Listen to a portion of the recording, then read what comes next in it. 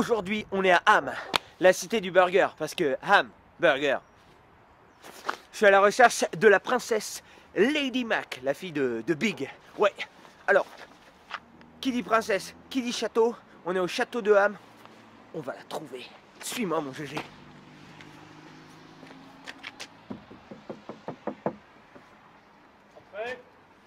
Bonjour, Laurie. Bonjour Olivier. Je suis à la recherche d'une princesse. Une princesse. Mais il n'y a pas de princesse ici. Enfin, je ne pense pas qu'il y ait une princesse ici. D'accord, bon, on est dans un château, on en profite pour visiter. On peut en profiter pour visiter, effectivement. Là, vous êtes au premier étage de la tour d'entrée. On est dans l'habitat du seigneur Jean de Luxembourg, qui a fait construire cette tour au XVe siècle. Jean de Luxembourg, qui est seigneur de Ham et aussi seigneur de Beaurevoir. Ça peut aussi être significatif. Donc, cette pièce de vie avec sa particularité, il y a un puits, il y a des latrines, il y a... il y avait déjà tout, ils avaient pensé à tout. Beaucoup plus que dans d'autres lieux, effectivement, le confort, l'eau à l'étage et les WC à l'étage aussi. Ah oui, oui. Ah, ils avaient ce petit luxe, on peut appeler petit ça un luxe, grand luxe à l'époque. Grand luxe à l'époque. D'accord, et alors là-bas, c'est quoi exactement? Là-bas, on a une petite pièce qui est un boudoir, un endroit où peut-être les gens se mettaient à l'écart pour pouvoir faire causette. Et on ayant proposé, nous, entre autres, quelques pièces d'armement, des boulets qu'on a pu retrouver sur le site, boulets en métal ou boulets en pierre. Tout dépend de l'époque dans laquelle nous sommes. Et alors, ce château a été totalement détruit? Alors, ce château a été détruit en mars 1917 lors du retrait des troupes allemandes du front, qui était à quelques kilomètres d'ici, en même temps que Péronne, en même temps que Coucy. Et ensuite, il a été pillé pendant 60 ans par la population. Ah mince.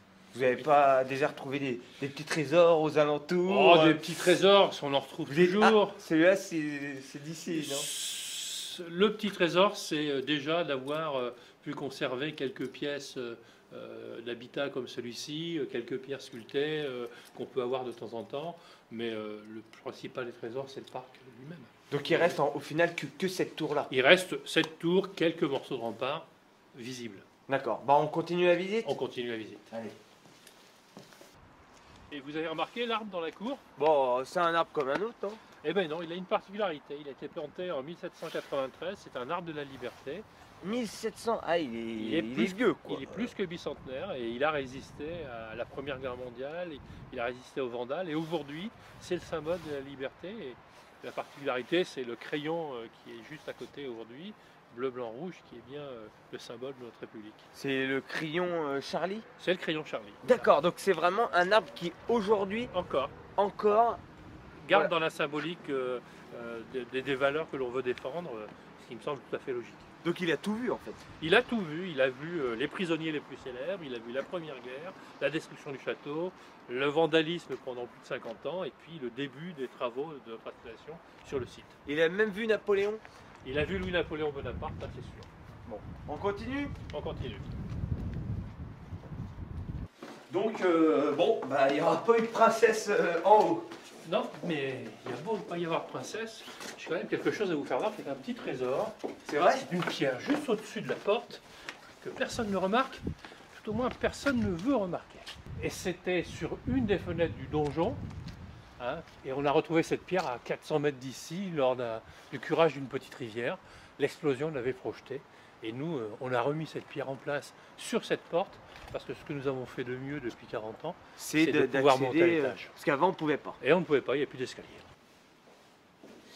Expliquez-moi un petit peu, qu'est-ce qui s'est passé? Ici, vous êtes dans un château qui est devenu une prison au XVIIe, XVIIIe et XIXe siècle. Et dans ce fort, Louis-Napoléon Bonaparte, futur premier président de la République, a séjourné pendant 6 ans. 6 ans? 6 ans de captivité. Il en a profité pour poursuivre ses études qu'il n'avait jamais commencées et travailler sur une série d'articles dans la presse, en particulier dans le Guetteur de Saint-Quentin, un petit journal que vous devez connaître un peu, les habitants de la région. Je crois qu'il s'est évadé, c'est quoi cette histoire? Alors, il s'est évadé en 1846, au petit matin, là, tranquillement, avec une planche sur l'épaule, il franchit la porte. Et puis il se retrouve en Angleterre avant qu'on soit aperçu de son évasion. C'est vrai? C'est quand même un peu particulier, plus vite que le TGV, mais bon, incroyable. Il y a eu un petit... Il y a eu un petit flottement dans la garde, mais il y a surtout eu beaucoup d'aide, puisque le premier relais avec un carrosse se trouve à la sortie de Ham, le deuxième relais se trouve à l'entrée de Saint-Quentin, le troisième relais se trouve à Valenciennes, le quatrième relais en Belgique. C'était vraiment très bien organisé. Je pense que très bien organisé. Belle évasion. Belle histoire. Belle histoire d'un prisonnier qui s'évade, qui a été pris de liberté. On va le respecter jusqu'à ce moment-là. Après, c'est autre chose. Bon, bah, j'aurais pas ma princesse ici en fait. Eh bien non, vous ne l'aurez pas. Mais je vous inviterai quand même à aller jusqu'à la crypte de l'église abbatiale. Je pense que là-bas, vous pourriez peut-être en trouver une. J'ai mes chances. Je pense que vous avez vos chances. Bah, merci beaucoup. Au revoir. Au revoir. Viens, mon GG, viens.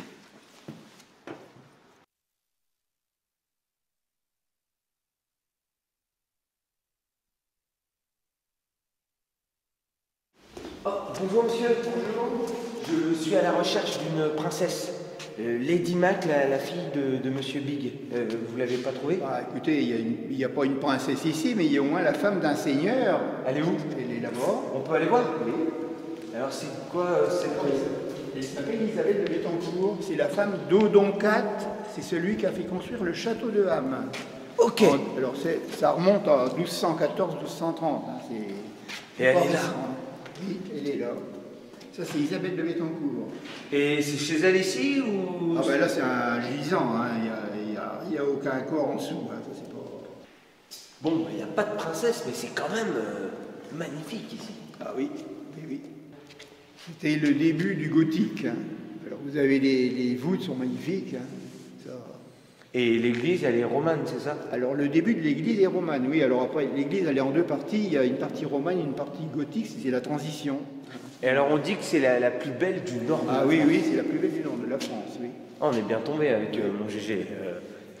Et alors, vous m'avez raconté une petite anecdote. Avant, il y avait des messes ici, c'est ça? Oui. Ça servait pas à mettre des... À l'église d'origine, si vous voulez, l'origine de l'église, il n'y avait pas l'abbaye à côté. Là. Hein, ça a été construit qu'après. Hein. Par contre, il y avait une abbaye de l'autre côté.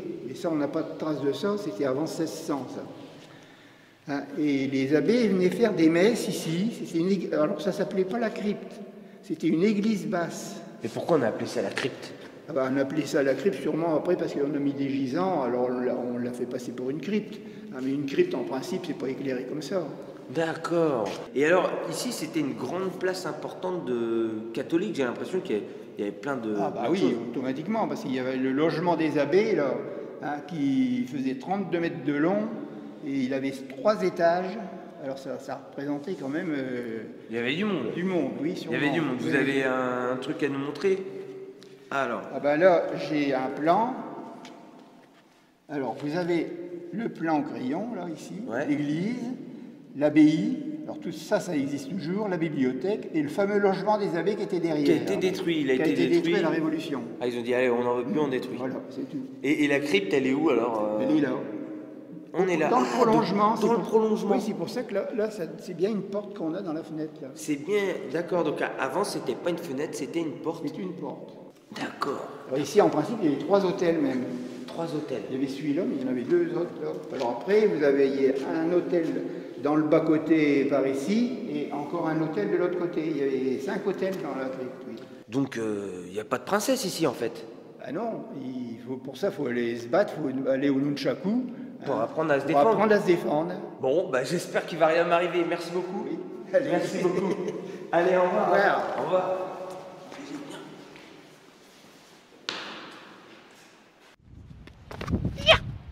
Jérôme, t'as entendu? Il faut que j'apprenne à me défendre.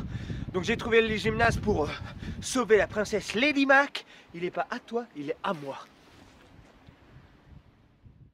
Ouais. Manoumé, tu peux me remplacer s'il te plaît? Bonjour. Bonjour. Un petit renseignement? Bah bien sûr. Je m'appelle bien sûr. Christophe. Je m'appelle Laurie, alors... Ok, enchanté. Qu'est-ce que vous faites exactement? Ah, ce qu'on fait exactement, ça peut paraître un petit peu étrange. On pratique ce qu'on appelle le nunchaku. Nunchaku, d'accord. Voilà. Un peu comme un Bruce Lee. Voilà, c'est exactement ça. D'accord, et alors vous en faites depuis un petit moment? J'ai commencé la pratique, moi, en 1987 exactement. Ah ouais, Ouais, et donc vous avez ça fait des championnats? Ouais, des compétitions. J'ai commencé par les compétitions. Je m'étais spécialisé dans la partie, on va dire, un petit peu artistique, ce qu'on appelle le freestyle. à l'époque, entre 1987 et je crois 1995 ou 96. Et vous avez des titres? Alors j'ai eu l'occasion de remporter une Coupe de France ou un championnat de France en 94 et j'ai été 2 fois vice-champion du monde et 1 fois champion du monde en freestyle. Donc Voilà. moi, voilà, je vais tout vous dire, je dois apprendre à me battre pour sauver une princesse, Ah, joli. Lady Mac. Ah, ouais. Donc est-ce que là, avec un champion du monde, je peux On y espère. arriver. Normalement, ça devrait être bon. Et alors Normalement, votre ça devrait club, c'est le seul de Picardie? Alors oui, le Nunchaku Club 81, on a créé le club il y a 5 ans et on est le seul club de Nunchaku en Picardie. Et alors on peut tout le faire, des enfants, des filles? Oui, il n'y a de pas tout de souci. Donc nous, le style qu'on pratique au club, c'est ce qu'on appelle le Nunchaku Nenbushi, qui est une forme qui comporte plusieurs composantes. On a une composante Nunchaku éducative qui est adaptée plus pour des enfants de 5 à 10 ans.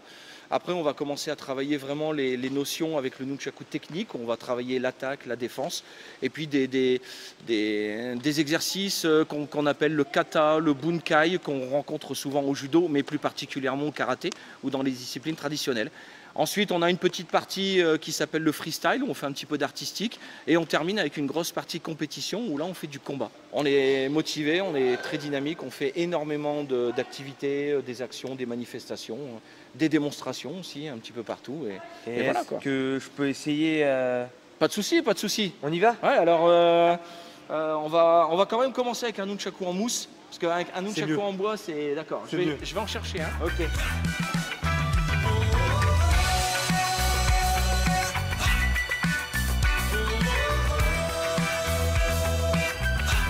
Très bien. Alors, puisque tu veux défendre ta princesse, Exactement. il faut savoir attaquer et défendre. Alors déjà, 2-3 petites techniques d'attaque qui vont être toutes simples.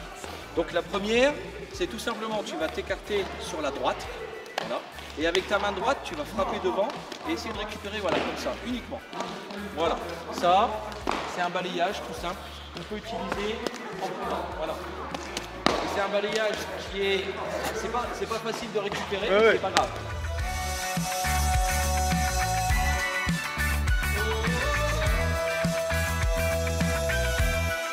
Ça protège bien. Ça protège bien. Par contre, le reste du corps n'est pas protégé, donc tu risques d'avoir un... Ça va piquer un peu peut-être. Ça a piqué.